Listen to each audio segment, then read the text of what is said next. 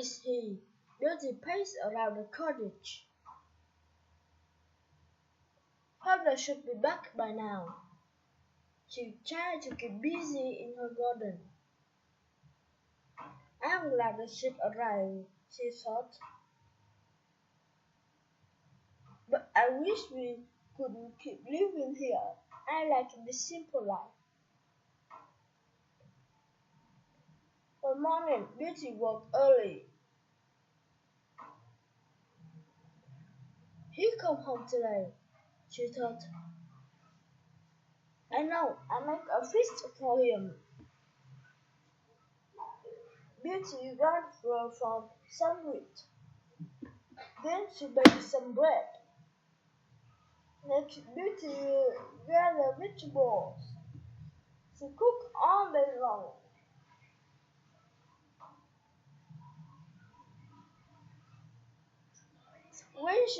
When the food was ready, she set the table.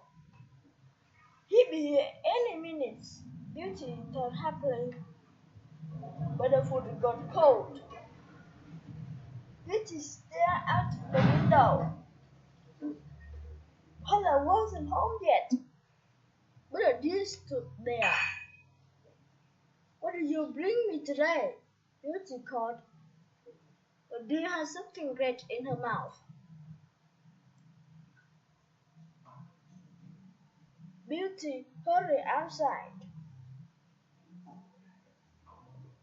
A deer holding a piece of fine red cloth. She rubbed it at Beaty's feet. Slowly, Beaty picked it up. The red cloth was muddy and torn. Beaty stared at the red cloth. Dear, what did you bring me this? Dear nodded toward the forest. I don't understand, Beaty said. Beaty dropped the dirt out of the cloth. A chill ran up her spine. Now she understood. This is right the cloth feather shows, she said. Her heart sank. Dear, where do you find this? Dear pointed toward the forest again. Beaty looked. I promised to stay out there, she thought.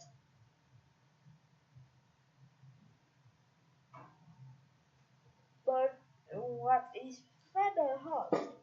Beaty quickly made up her mind. Dear, please show me how to find this. Together they entered the forest.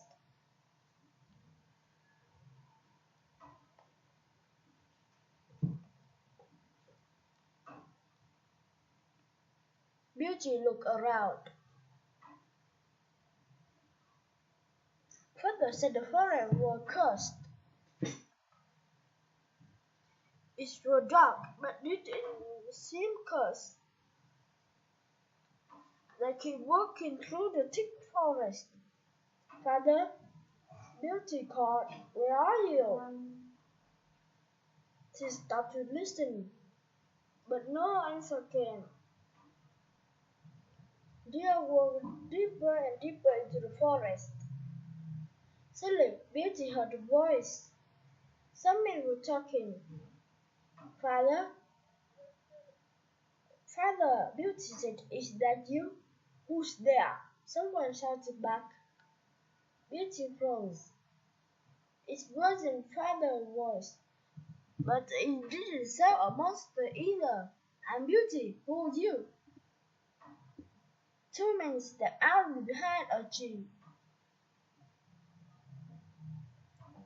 One carried a bow and arrow. The other had a sword.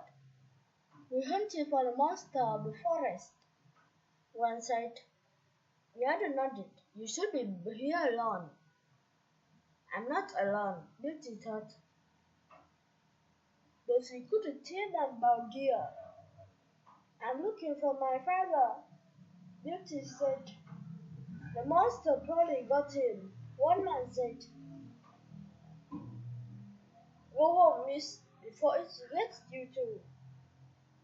Not until I find my father. Beauty said firmly. The man shook and hurried out.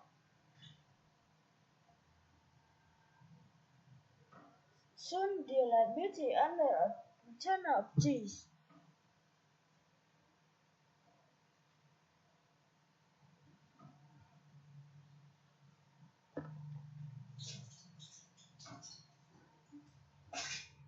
Then they were in a beautiful garden.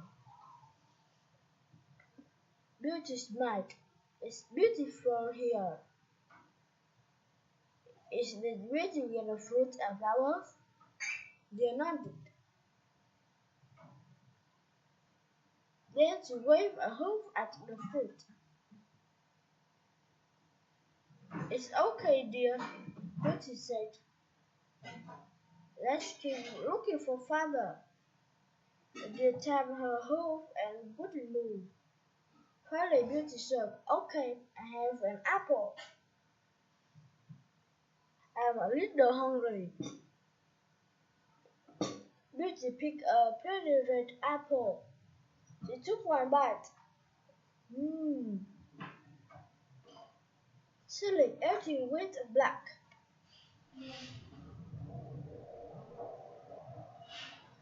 Goodbye.